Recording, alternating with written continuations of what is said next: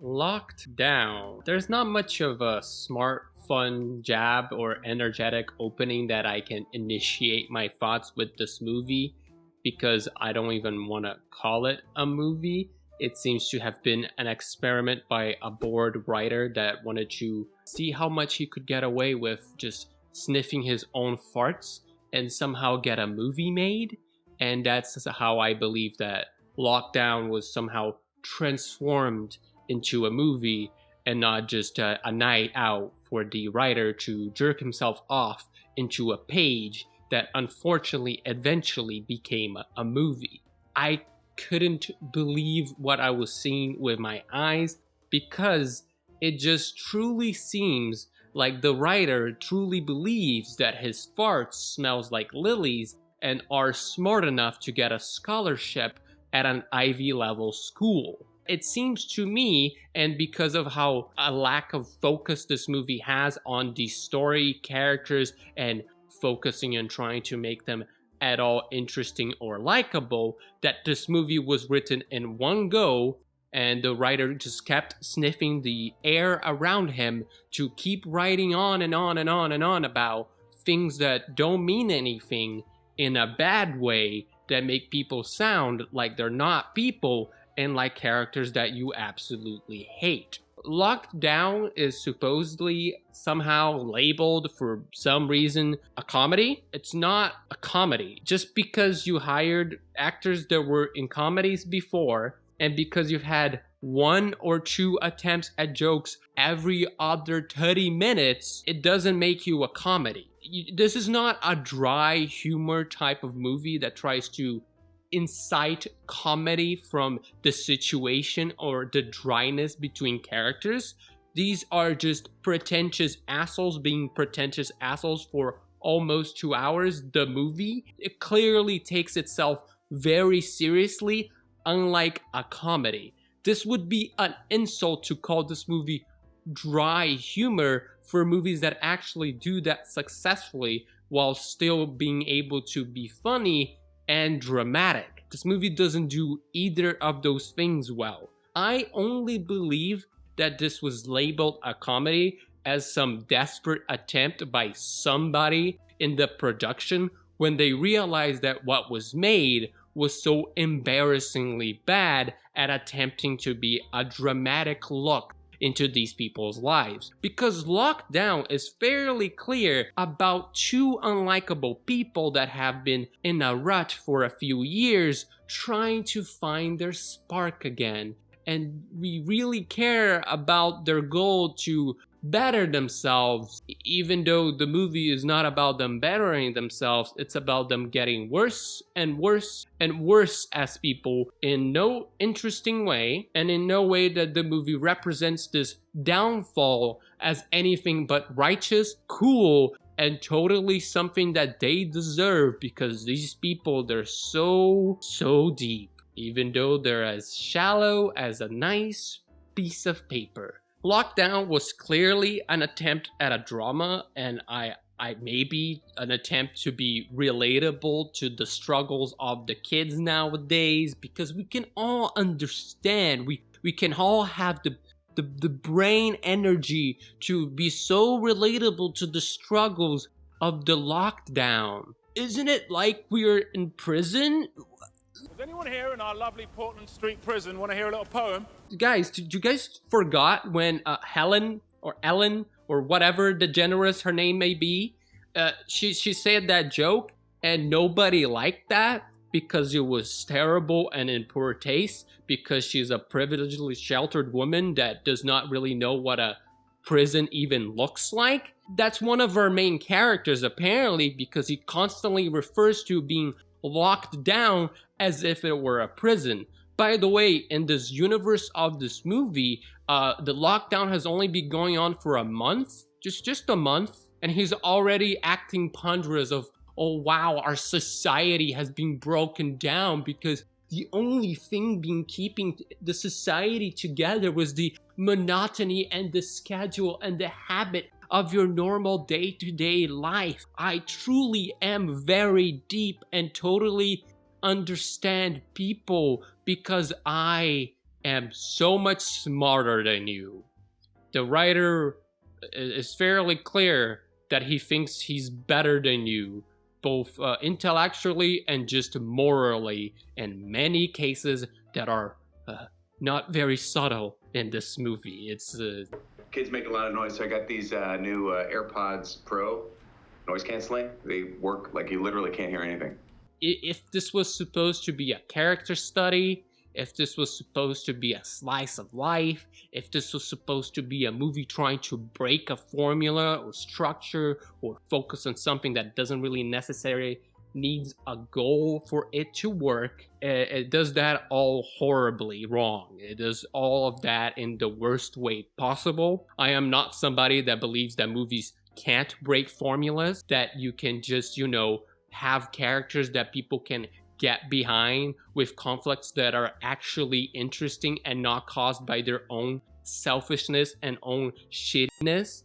And when you have the most unlikable characters be your two main protagonists, just smell their own farts for almost 2 hours and then act like they're doing something right, that does not make really a good movie. Even if you follow the straight ass formula to make a very traditional movie, this movie would not have worked because of how badly the characters and the dialogue that they spew is.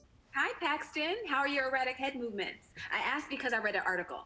Because all of the dialogue in the movie, none of it feels natural at all. If you know a person that talks like this, you probably avoid talking to them at every possible turn, because you know that the person is gonna try to give you a sermon of how much better they are than you. Movies with flawed characters, movies with evil characters as main characters are proven to work. It doesn't matter if your character is flawed, it doesn't matter if your character is evil and kills people.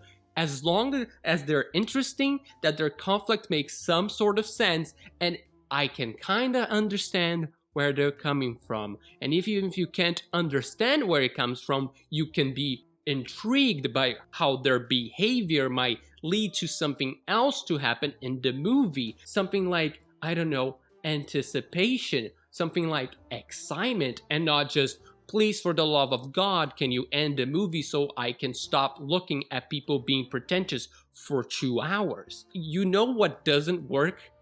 It's just having two of your main protagonists be incredibly shallow, privileged, pretentious people that think that they can do anything because they have the moral superiority to do so, and constantly self-pity because they believe that the world is against them because of the smallest inconvenience in the fairly recent past. I've been furloughed, by the way. That's great. Yeah. Now there is literally zero purpose to my life. They almost maybe could have possibly made one of the characters kind of likable because they had a dark past. Maybe it could have been something like a interesting trait. But then they realized that it wasn't as fun as just jerking yourself off in a corner while you just smell your own farts and write a script. So they decide to drop that idea and join themselves in their own circle jerk. I know I'm saying farts and jerking yourself off a lot while making this video, but that's what it feels like. That's what the writing feels like. That's what it is. It's just somebody being a bit too much of a egotistical maniac that believes that they can do no wrong, and that's why the characters in the movie are exactly that. This movie, with 2 Oscar nominees, one of them a winner, could not have saved this movie in any way. Anne Hathaway and Chiwetel Ejiofor are really trying to sell you the emotion. They're trying to get you to buy into their characters, but when you buy into their characters, all you have is completely unrelatable, unlikable people that are flawed to their core, learn nothing throughout their movie, completely disregard all of their mistakes caused by themselves because they're constantly causing their own conflict, look down on other people, and get emboldened by their mistakes. The man who bought the diamond is bad. He's really bad, and you and I are good, and the NHS is good, and good is better than bad. And when I explained all that to Grandma, even she said, well, yeah, that's true. And she was a Calvinist, straight as a rod, unlike me, who is weak in the face of temptation. Those are our main characters. They're super fun to watch and totally super deep. Let's talk about Chiwetel's character first, Paxton. I'm pretty sure that's his name. He is a pretentious man who believes that he's smarter than everybody, and he thinks that everybody looks down upon him. And he is the person that has a dark past because in the past, he was put to jail because of a mistake that he totally regrets, but not really. Because throughout the movie, we see him constantly look fondly on the past in which he was a bad boy and free in spirit, and he has learned nothing. He doesn't regret what he did. He's not really relatable for the fact that he's just being a pretentious bad boy because that's just a persona that he takes in. And the way that they represent Paxton as being super totally smart, it's just how you do that for every movie that has a hack writer. Do you want to know how you make your super unlikable character be super totally smart? Here it is. They listen to classical music and they read poetry. We've got Beethoven's Piano Concerto No. 3. I read a lot of poetry, and I've read even more lately because I can't sleep. It's actually quite a nice way to discover that you're not the only human being on Earth who's f***ed up. This movie truly believes that any person that is working class is a buffoon that doesn't know anything about literature or poets or, you know, have read a book or seen cartoons or the however many adaptations of any of these poets' works, because in the movie they truly try to show off that all of the working class people that aren't Paxton don't know who Edgar Allan Poe is. He's literally one of the first results for poets that you get on Google. We really want to be selling the guy's depth and smartness by the fact that he has a grade 8 understanding of literature and thinks that he's better than everybody else. Am I supposed to like him? If you really don't think that I'm selling this annoyance enough, just understand that from time to time, the writer will just stop pretending that this is not just him doing a circle jerk on himself and have characters spaz out into vacuous nonsense that does not say anything. I started smoking again when I went to Paris. You went to Paris? Yes, I went to Paris. I didn't tell you. I went to Paris. Michael Essien invited me to Paris, and I went. He invited the CEOs from 6 countries to come to Paris for his 60th birthday celebration. You might not like this thing.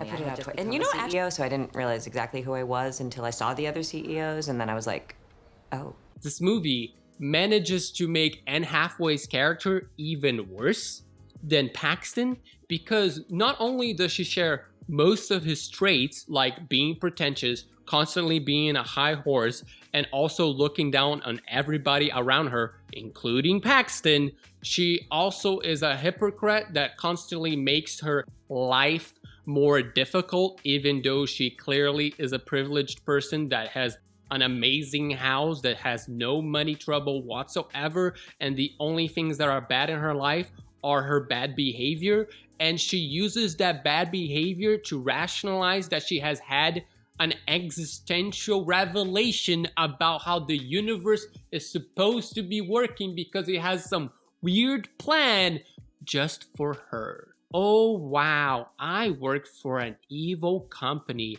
and I do the evil work that they make me do, but it's okay because I totally hate my job, even though I am very financially wealthy, have been shown to have many contacts and any opportunity to leave and get a different job. She can't do that because that would get rid of the excuse that she's just a shitty person because of her job, which is not the fact. She's a shitty person because she's a shitty person. And she gets this fun quirk to talk to her dad, Grandma, an hour into the movie. No, Grandma, I'm not seriously considering it. And when the heist starts, they really expect you to care about them succeeding and slowly getting the relationship back together. I don't care. You made me incapable of caring for these characters' relationships, goals, and fucked sense of morality. Ah, yes, the person that is buying this diamond is a bad president running a country in a bad way because he's a bad person and he's evil because he has done bad deeds. He's a very unpleasant member of a very unpleasant family who run a very unpleasant country in a very unpleasant way. We said a thing in such a broad spectrum that anybody in any side of the line can clap because we said something that they can't get behind. Aren't they brave? They said nothing. It should really tell you something when I was craving throughout the entire movie for us to go back to one-off characters. There were just two stoners that were foraging for some weed or opium in strangers' gardens to kill the boredom of the lockdown. Because at the very least, those one-off stoners felt like real people with a struggle I can at least feel related to, like killing boredom, and at least they didn't talk like absolutely pompous assholes. This movie cannot say anything smartly. It cannot do comedy good because all of our characters are completely unlikable bastards and treat others like shit and pretend that they're better than the other evil people in the movie when they're the most morally bankrupt of them all. This is not a comedy. This is not a drama. And it ain't an exciting heist movie. It was just the result of the writer being the type of person that brushes their teeth before shoving their head fully back into their ass because they want to have a fresh palate in which to taste the amazing flavors of his fucking shit. If you've enjoyed this review, you can decide to subscribe or to stay a while until I make another video. Until then, goodbye.